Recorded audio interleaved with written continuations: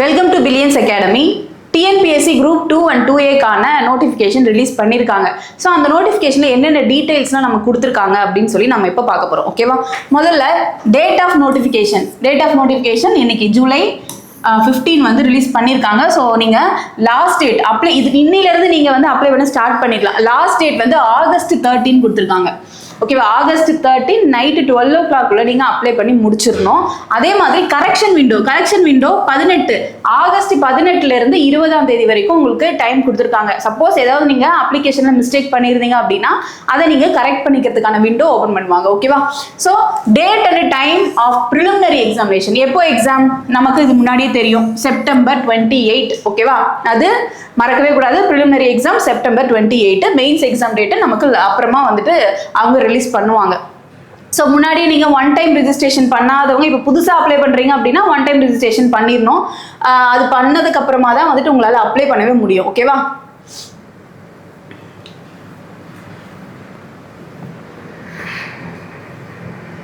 So group 2 பாருங்க. Group 2 சர்வீஸ்ல என்னென்ன போஸ்டிங்லாம் கொடுத்துருக்காங்க. அசிஸ்டன்ட் இன்ஸ்பெக்டர் கொடுத்துருக்காங்க. ஸோ நம்பர் ஆஃப் வேகன்சி 6 கொடுத்துருக்காங்க. சரியா? Number of vacancy 6. அதே மாதிரி ஜூனியர் எம்ப்ளாய்மெண்ட் ஆஃபீஸர் நான் டிஃபரெண்ட்லி ஏபிள்டு பர்சனுக்கு 1 வேகன்சி கொடுத்துருக்காங்க. ஓகேவா? ஸோ இது மாதிரி குரூப் 2 சர்வீஸ்க்கு தனியாக போஸ்டிங் கொடுத்துருக்காங்க. ப்ரொபேஷன் ஆஃபீஸர், அது மாதிரி sub register, special branch assistant, இந்த மாதிரி ஒரு வேகன்சிலாம் கொடுத்துருக்காங்க. அந்த டீல்ஸ் வந்து நீங்கள் பார்த்துக்கோங்க. ஓகே, அடுத்தது குரூப் 2A சர்வீஸ்க்கு என்னென்ன போஸ்டிங் கொடுத்துருக்காங்க அப்படின்னா சீனியர் இன்ஸ்பெக்டர், அசிஸ்டன்ட் இன்ஸ்பெக்டர், அந்த மாதிரி கொடுத்துருக்காங்க. சரியா? ஸோ இதெல்லாம் நார்மலாக எப்போவுமே கொடுக்குறது தான். பட் என்ன ஒன்றுனா வேகன்சி வந்து இந்த தடவை கம்மியாக இருக்குது, வேற ஒன்றும் இல்லை. லாஸ்ட் டைம் வந்து பார்த்தீங்கன்னா நிறைய வேகன்சி கொடுத்துருந்தாங்க. இந்த தடவை வேகன்சி ரொம்ப ரொம்ப ரொம்ப கம்மியாக இருக்குது. மொத்தமாக சேர்த்து நமக்கு 645 வேகன்சி கொடுத்துருக்காங்க. குரூப் 2 அண்ட் 2A ரெண்டும் சேர்த்து 645 வேகன்சி கொடுத்துருக்காங்க. சரியா?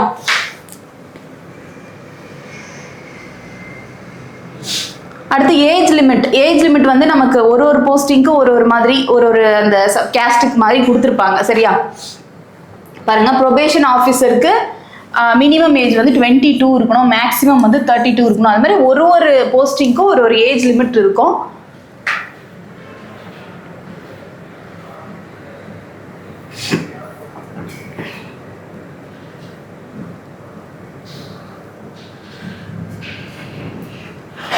இப்போ இந்த போஸ்டிங் பாருங்க, சப் ரிஜிஸ்டர் போஸ்டிங்க்கு வந்து 20 மினிமம் ஏஜ் வந்து 20 இருக்கணும். பட் மேக்ஸிமம் ஏஜ் லிமிட் வந்து எதுவுமே கொடுக்கல.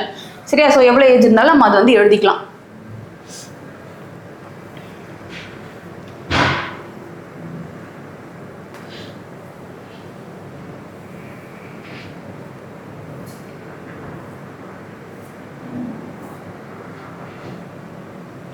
So educational qualification group 2 and 2A நீங்கள் ரெண்டு எடுத்தாலுமே ஏதாவது ஒரு டிகிரி வந்து கம்ப்ளீட் பண்ணியிருக்கணும். சரியா?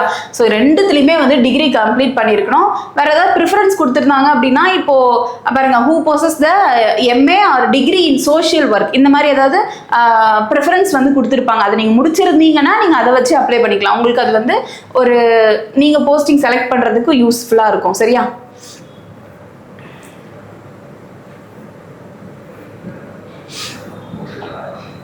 மற்றபடி 2A 2க்கு ரெண்டுத்துக்குமே வந்துட்டு கம்பல்சரி நீங்கள் ஏதாவது ஒரு டிகிரி முடிச்சிருக்கணும். அந்த டிகிரி வந்துட்டு எப்படின்னா 10th 12th டிகிரி அந்த மாதிரி முடிச்சிருக்கணும். சரியா? டிப்ளமோ முடிச்சு பண்ணக்கூடாது.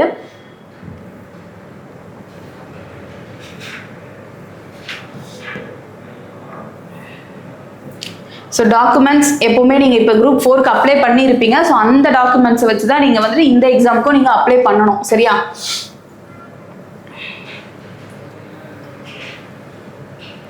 So physical standard for the post of forester நீங்கள் வந்துட்டு செலக்ட் பண்ணியிருந்தீங்க அப்படின்னா அதுக்கு மட்டும் உங்களுக்கு ஃபிசிக்கல் ஸ்டாண்டர்ட்ஸ் கொடுத்துருக்காங்க. அதாவது ஃபிசிக்கல் ஸ்டாண்டர்ட்ஸ் அப்படின்னா மேலுக்கு வந்துட்டு 163 ஹைட் இருக்கணும், 163 சென்டிமீட்டர் இருக்கணும். அதே மாதிரி ஷெட்யூல்டு ட்ரைப்ஸ் பார்த்தீங்கன்னா 152 சென்டிமீட்டர் ஹைட் இருக்கணும்.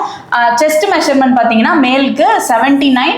ஸோ அதை எக்ஸ்பேண்ட் பண்ணும்போது 5 வந்து எக்ஸ்பேண்ட் ஆகணும். ஓகேவா? அது மாதிரி ஃபீமேல் அண்ட் தேர்ட் ஜெண்டருக்கு வந்து 150 ஹைட் சென்டிமீட்டர், ஷெட்யூல்டு ட்ரைப்ஸ்க்கு வந்து 145. ஸோ அவங்களோட செஸ்ட் மெஷர்மெண்ட் பார்த்தீங்கன்னா 74 இருக்கணும். சரியா?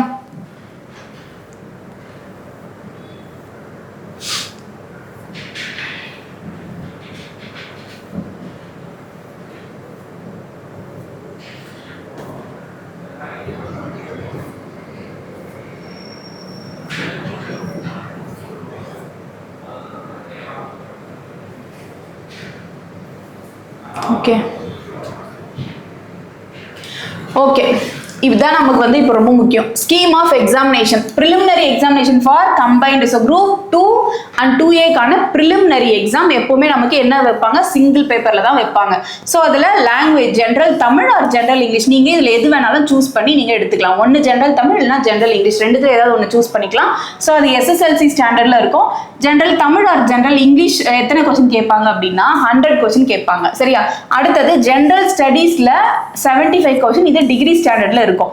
ஆப்டிடியூட் அண்ட் மென்டல் எபிலிட்டியில் 25 கொஸ்டின்ஸ் வந்து கேட்பாங்க. ஓகேவா? ஸோ மேக்ஸிமம் மார்க் வந்து இதுக்கு எவ்வளோ, 300. டைம் டியூரேஷன் 3 ஹார்ஸில் நீங்கள் 300 மார்க் எழுதணும். ஸோ மினிமம் குவாலிஃபைங் மார்க் பார்த்தீங்கன்னா 90 மார்க். ஸோ இது ஒரு மெத்தட் OMRல தான் வைப்பாங்க. அதே மாதிரி OMR அப்படின்னா நமக்கு அப்ஜெக்டிவ் டைப்பாக தான் இருக்கும். சரியா?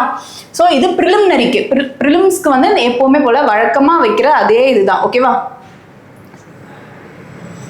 மெயின் எக்ஸாமினேஷன் பாருங்க. மெயின் எக்ஸாமினேஷனில் குரூப் டூக்கு அதே பேட்டர்ன் தான். குரூப் 2க்கு இப்போ தமிழ் எலிஜிபிலிட்டி, இது தமிழ் எலிஜிபிலிட்டி மட்டும் குரூப் 2 and 2A ரெண்டு பேருக்குமே காமனாக ஒரே எக்ஸாமாக வச்சுருவாங்க. ஏன்னா ரெண்டுத்துக்குமே ஒரே இதுதான் வரும். ஏன்னா தமிழ் எலிஜிபிலிட்டி இங்கே குவாலிஃபைங் மார்க் வந்து 40 எடுத்தால் போதும். அதே 3 ஹார்ஸ், மேக்ஸிமம் மார்க் வந்து 100 கொடுப்பாங்க. சரியா? இது என்ன இதில் இருக்குன்னா டிஸ்கிரிப்டிவ் டைப்பில் இருக்கும். அப்ஜெக்டிவ் டைப் கிடையாது, டிஸ்கிரிப்டிவ்ல இருக்கும். லெட்டர் ரைட்டிங் அந்த மாதிரிலாம் இருக்கும். சரியா?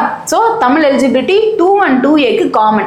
அடுத்து பேப்பர் 2 பார்த்தீங்கன்னா ஜென்ரல் ஸ்டடீஸ், இது டிகிரி ஸ்டாண்டர்டில் இருக்கும். 300 மார்க்கு 3 ஹார்ஸில் நீங்கள் எழுதணும். ஸோ மினிமம் குவாலிஃபைங் மார்க் இதில் 90. இதுவுமே சேம் டிஸ்கிரிப்டிவ் டைப்பில் தான் இருக்கும். சரியா? அடுத்து குரூப் 2A மெயின்ஸ் பாருங்க. குரூப் 2A மெயின்ஸில் ஸோ அதே தான். குரூப் 2ல வந்துட்டு தமிழ் எலிஜிபிலிட்டி SSLC ஸ்டாண்டர்ட் சொன்னோம் இல்லையா, அதே தான் இங்கேயும். பட் ரெண்டு பேருக்குமே காமனாக ஒரே எக்ஸாம் தான் வைப்பாங்க. இது உங்களுக்கு ஓகே. அடுத்தது ஜென்ரல் ஸ்டடீஸ். ஓகேவா? டிகிரி ஸ்டாண்டர்டில் 150 கொஸ்டின், நம்பர் ஆஃப் கொஸ்டின் வந்து 150 கேட்போம் அப்படின்னு சொல்லி கொடுத்துருக்காங்க. அதே மாதிரி ரீசனிங்கில் வந்துட்டு பார்த்தீங்கன்னா SSLC ஸ்டாண்டர்ட் 50 மார்க், 50 கொஸ்டின் கேட்போம். மொத்தம் 200 கொஸ்டின், 300 மார்க் வந்து நாங்கள் கேட்போம்னு சொல்லி கொடுத்துருக்காங்க. இதில் குவாலிஃபைங் மார்க் பார்த்தீங்கன்னா 90. ஸோ இந்த தடவை என்னன்னா CBTல தான் இருக்கும் அப்படின்னு சொல்லி தெளிவாக கொடுத்துருக்காங்க. Objective type. ஓகேவா? குரூப் 2A மெயின்ஸ்ல இந்த சேஞ்சஸ் கொண்டு வந்திருக்காங்க. ஏன்னா இதுக்கு முன்னாடி இந்த இடத்துல என்ன இருந்தது, ஜென்ரல் தமிழ் ஆர் ஜென்ரல் இங்கிலீஷ்ல 60 மார்க்கு கேட்டிருந்தாங்க. 60 கொஸ்டின் நாங்கள் கேட்போம் அப்படின்னு சொல்லி கேட்டிருந்தாங்க. ஓகேவா? ஸோ இப்போ வந்துட்டு அதை மாற்றிட்டு ஜென்ரல் ஸ்டடீஸ்க்கு வந்து அவங்க 150 கொஸ்டின் வந்து நாங்கள் கேட்போம் அப்படின்னு சொல்லியிருக்காங்க. சரியா? ஸோ மற்றதெல்லாம் வழக்கமாக எப்போவுமே கொடுக்குற அந்த ஒரு நோட்டிஃபிகேஷன் தான். இந்த சேஞ்சஸ் மட்டும் உங்களுக்கு வந்திருக்கு, அதை மட்டும் நீங்கள் பார்த்துக்கணும். ஓகே?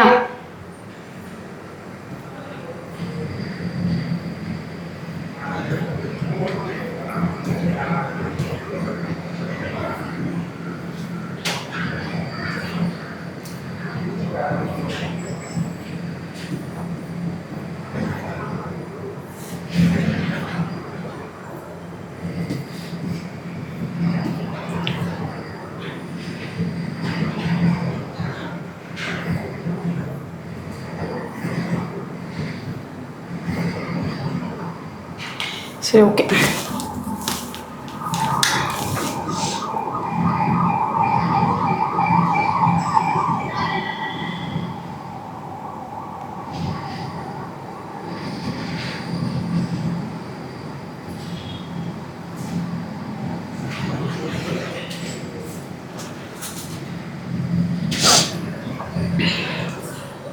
ஓகே, இந்த ஜென்ரல் ஸ்டடீஸில் 150 கொஸ்டின்ஸ் கொடுப்பாங்கன்னு சொல்லியிருக்காங்க. அது என்னென்னு பார்ப்போம். First modern history part A general ஸ்டடீஸில்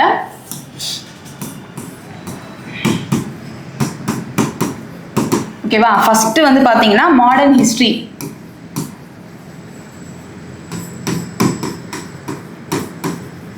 so modern history of Tamil Nadu, Tamil society, culture and ஹெரிட்டேஜில் மொத்தம் எத்தனை கொஸ்டின் கேட்பாங்க அப்படின்னா 30 கொஸ்டின் கேட்போம் அப்படின்னு சொல்லி கொடுத்துருக்காங்க. செகண்ட் வந்து administration of state with reference to Tamil Nadu. சரியா? Administration of state. ஓகேவா? With reference Tamil Nadu. ஸோ இதுலேருந்து எத்தனை கொஸ்டின்னா 45 கொஸ்டின் வந்து கேட்போம் அப்படின்னு சொல்லியிருக்காங்க. அடுத்தது சயின்ஸ் அண்ட் டெக்னாலஜி. சயின்ஸ் அண்ட் டெக்னாலஜியில் மொத்தம் 20 கொஸ்டின். ஓகேவா? அடுத்து தமிழ்நாடு எக்கனாமி அண்ட் சோஷியல் இஷ்யூவில் தமிழ்நாடு எக்கனாமி அண்ட் சோஷியல் இஷ்யூவில் எத்தனை கேட்பாங்க அப்படின்னா 30 கொஸ்டின் வந்து கேட்போம் அப்படின்னு சொல்லியிருக்காங்க. அடுத்தது geography of Tamil Nadu environment biodiversity and disaster management தமிழ்நாடுல 25 கொஸ்டின்ஸ். சரியா? ஸோ மொத்தமாக பார்த்தீங்க அப்படின்னா 150 கொஸ்டின் வந்து நாங்கள் கேட்போம் அப்படின்னு சொல்லி ஜிஎஸ்க்கு கொடுத்துருக்காங்க. ஓகேவா? ஸோ அதே மாதிரி அதாவது ஜென்ரல் இன்டெலிஜென்ட் அண்ட் ரீசனிங்கில் 50 கொஸ்டின்ஸ். ஸோ மொத்தமாக சேர்த்தோம் அப்படின்னா 200 கொஸ்டின்ஸ். ஓகேவா? இதுதான் இப்போ எடுத்துகிட்டு வந்திருக்க ஒரு பெரிய சேஞ்சஸ்ன்னு சொல்லலாம். ஸோ இது இப்போ இந்த சிலபஸ் சேஞ்ச் பண்ணியிருக்காங்க. இதுக்கு முன்னாடி இப்படி இல்லை. இப்போ ஜென்ரல் தமிழில் வந்துட்டு நிறைய போர்ஷன் இருக்குது. ப்ரிலிமினரிக்கு மட்டும் தான் நாங்கள் அதை படிப்போம். மெயின்ஸ்க்கு வந்து அதை வந்து நாங்கள் படிக்க மாட்டோம். ஜென்ரல் இங்கிலீஷ் வந்து ஈஸியாக இருக்கும், அவங்க உள்ளே போயிடுவாங்க. இது எதையுமே யோசிக்க வேணாம். சரியா? 4 போஸ்டிங் கொடுத்தாலுமே அதில் நீங்கள் படிக்க போகிறது உங்களுக்காக ஒன்று மட்டும்தான். ஸோ அதை மட்டும் ஃபோக்கஸ் பண்ணுங்கள். வேறு எதையுமே நீங்கள் யோசிக்க வேணாம். சரியா? ஸோ சிலபஸ் சேஞ்ச் பண்ணியிருக்காங்க, பேட்டர்ன் சேஞ்ச் பண்ணியிருக்காங்கன்னா அது உங்களுக்கு மட்டும் இல்லை இல்லையா, எல்லாருக்குமே தான் அதை சேஞ்ச் பண்ணியிருக்காங்க. ஸோ எல்லாரையுமே வந்து நீங்கள் பீட் பண்ணி மேலே வரணும்னா அந்த ஒரு பாயிண்ட் நீங்கள் என்ன பண்ணணும் அப்படின்னு சொல்லி யோசிங்க. தேங்க்யூ.